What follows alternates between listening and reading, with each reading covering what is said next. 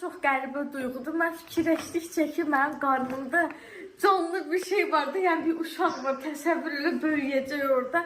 Uşaq vaxtı həmişə mamama dedim ki, qorxuram. Mama, sən necə məni dünyaya gətirmisən? Bugün özüm ana oluram. Gün sonra bile çık oradan. Hə, bugün özüm ana oluram. Çox qəribə həqiqətən.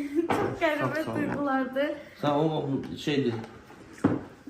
Yəni sevinirəm inşallah. Bunu bir daha- Məni sevən bütün izləyicilərdən də bir maşallahınızı alırım, bir təbrikinizi alırım.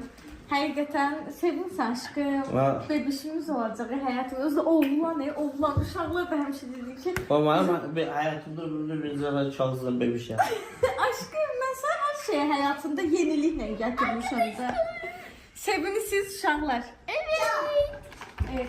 TikTok'a da çəkin uşaqlar. Başlayıram, hazırsınız.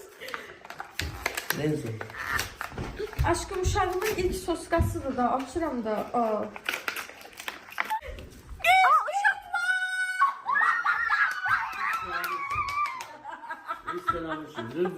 Yorumlarda Şəhriyara çox hamiləlik şakası gəlsin, rəylərimizi. Eləməyin də sizin mənə yazdığınız yanmayın.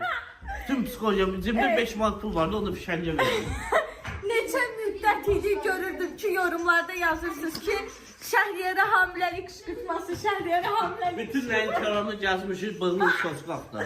Evet, bu da Şəhriyara hamiləlik qışqırtması.